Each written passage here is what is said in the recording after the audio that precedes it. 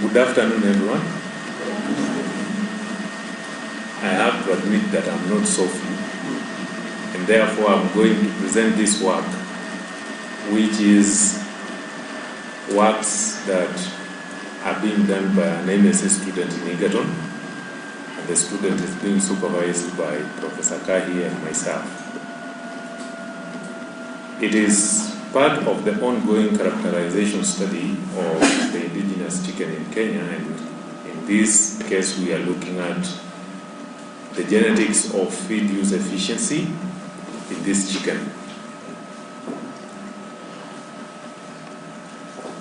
This is the introduction, where we are looking at indigenous chicken as being popular farm species in developing countries, and in Kenya it represents about 77% of the total poultry population.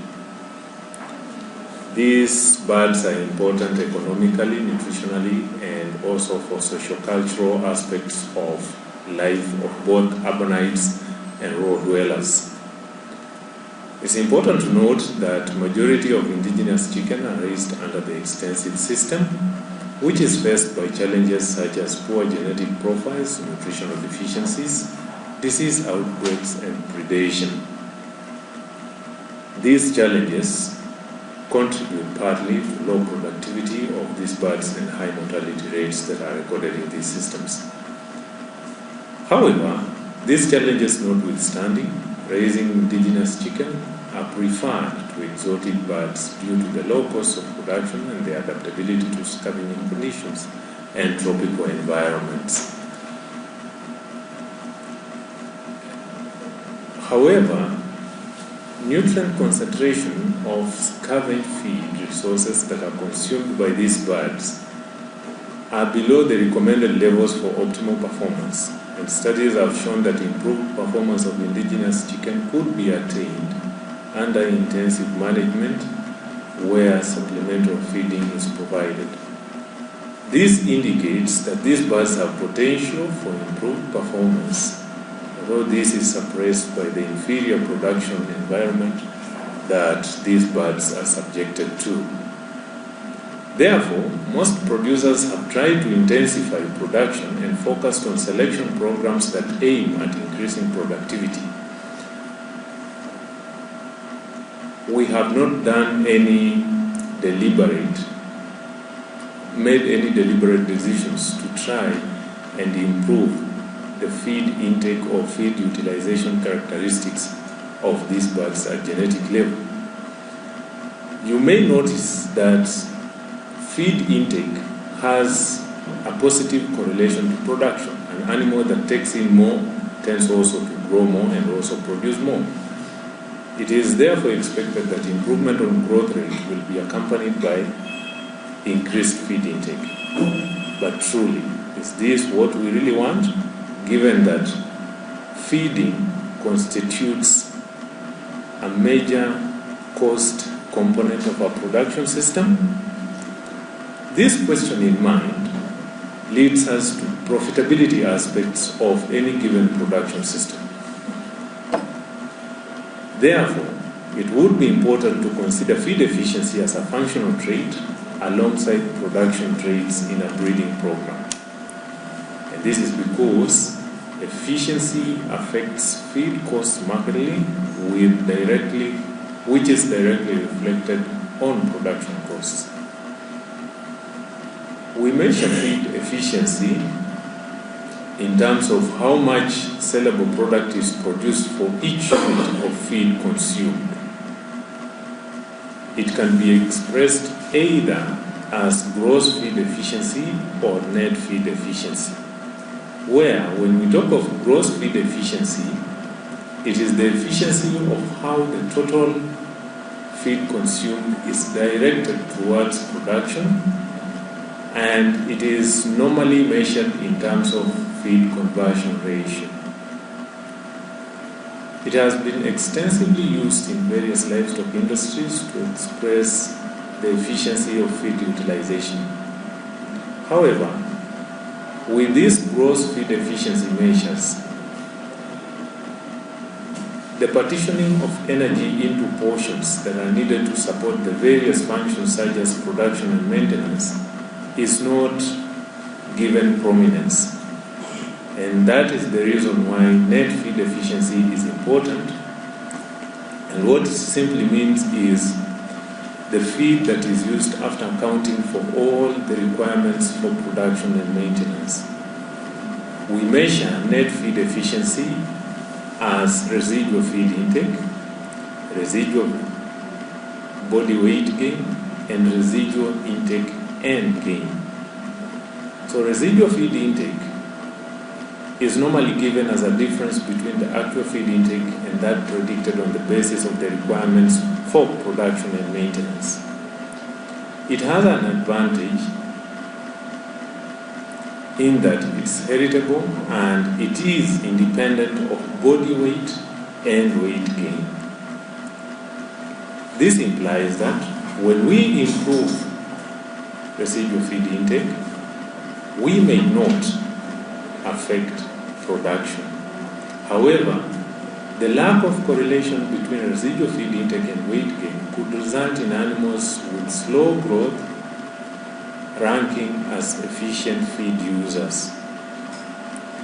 Residual body weight gain is given as the difference between the actual weight gain and that predicted on the basis of daily feed intake and maintenance requirements. Improved residual gain is on average associated with faster growth rates, but also independent of feed intake. This lack of correlation between residual gain and feed intake could also result in a similar situation that we have observed in residual feed intake. To minimize some of these challenges, residual feed intake and residual gain have been combined in a linear function to form residual intake and gain.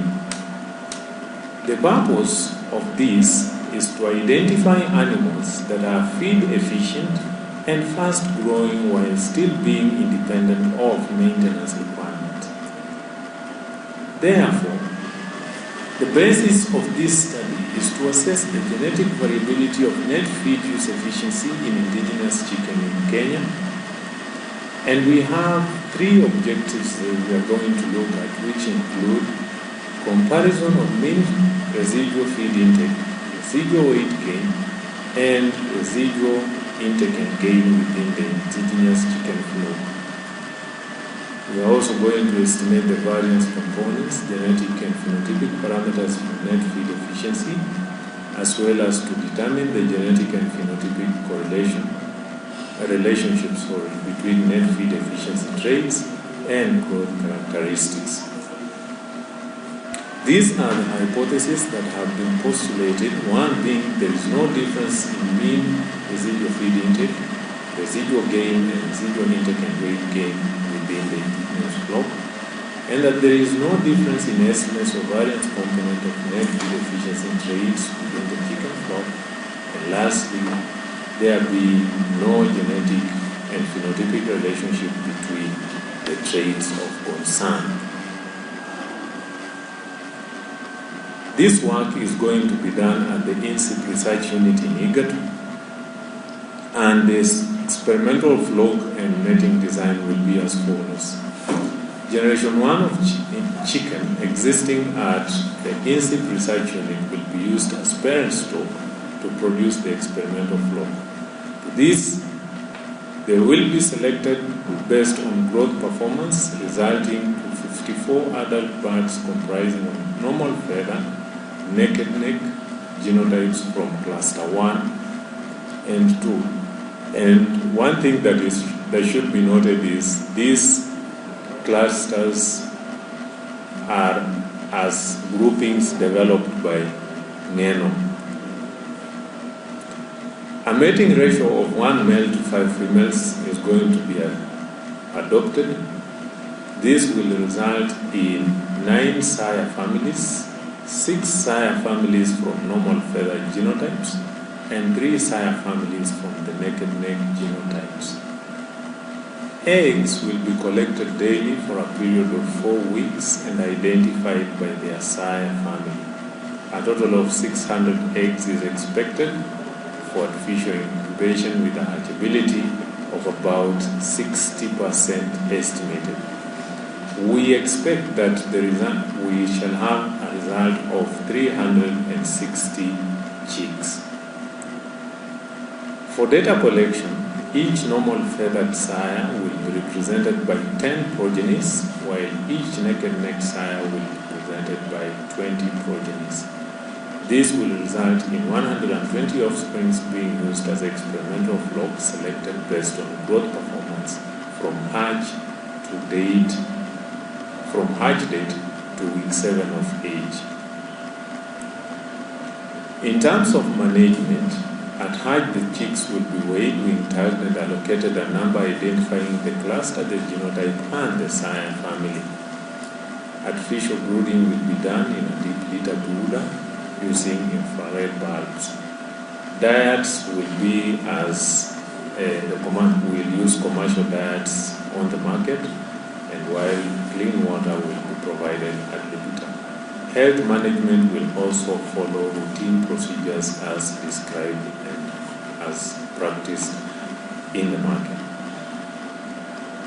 As far as data collection is concerned, the growth data will include weight measures that are taken at hatch and thereafter on a weekly basis up to 20th week of age. This will result in each bird having 20 body weight records. For feed intake, we shall consider feed intake of individual birds. Therefore, birds will be transferred to individual cages at the age of 8 weeks, where their feed intake is going to be monitored. The feed intake experiment will proceed from the 8th week to the 20th week of age, which corresponds to the rapid growth phase of the birds, looking at the sigmoid growth curve. Individual daily feed intake will be measured as the difference between the feed supplied and the leftovers after every 24 hours. At the start of the trial, the birds will be supplied with measured ad libitum feed, and thereafter the feed will be supplied based on the amount left by each bird on previous test day. How will net feed efficiency be determined? The study will consider feed intake, average daily gain, and metabolic body weight as components of the net feed efficiency. Weekly body weights will be regressed on time using the non-linear growth curve as defined by Compass-Lane function. This is to normalize each bird's growth curve to avoid short-term fluctuations in weight due to temporary environmental effects. The growth curve parameters will then be obtained using the nonlinear procedures of SAS. Residual feed intake will be computed as the difference between the observed feed intake and the expected feed intake. Residual weight gain will be computed as the difference between the observed weight gain and the expected weight gain, while the residual intake and gain will be computed as the difference between the residual feed intake and the residual gain. This is the model that is going to define residual feed intake.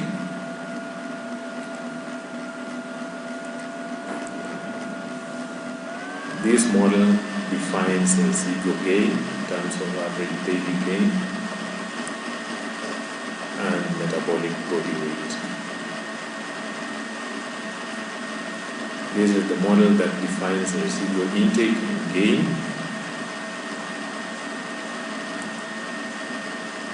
And then comparison of the net feed efficiency traits within the indigenous chicken flock. The effect, we are going to fit the effect of the cluster, the hatch group, the genotype, the sex, and their first order interactions on feed efficiency.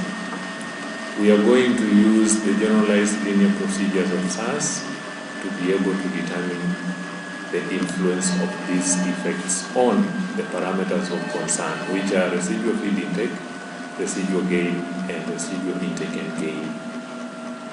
This is the model description where we have our mean, the effect of cluster, the Hutch, the genotype, and the sex of the birds. The second objective was on variance component estimation.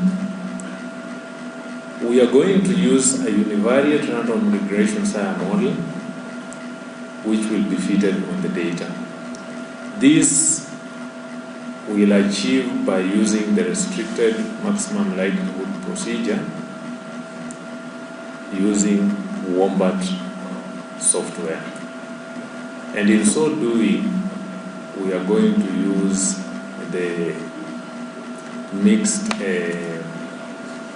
estimation maximization procedures to be able to determine the genetic parameters. So out of the analysis, we expect to get heritability estimates and estimates of phenotypic correlation between the repeated records. This is the model that is the random regression model that we are going to use, where Y is the record of the particular trait taken on the bird. F is the set of fixed effects which will be found to be significant in the fixed effect analysis.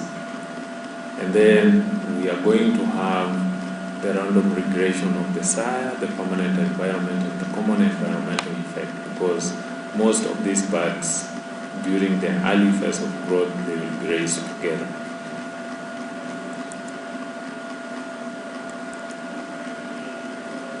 To determine genetic and phenotypic relationship between the net feed efficiency traits and growth traits, we are going to use a multivariate random regression SIA model.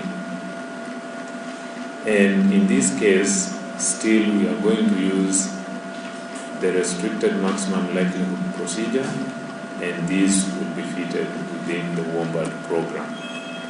This is the matrix notation of the multivariate model, with the effects described similar to those given in the univariate model.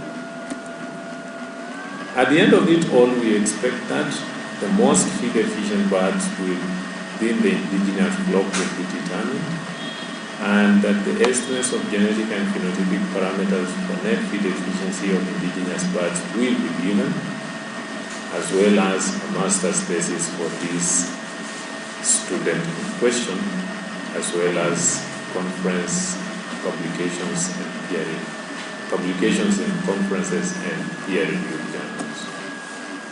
Thank you very much.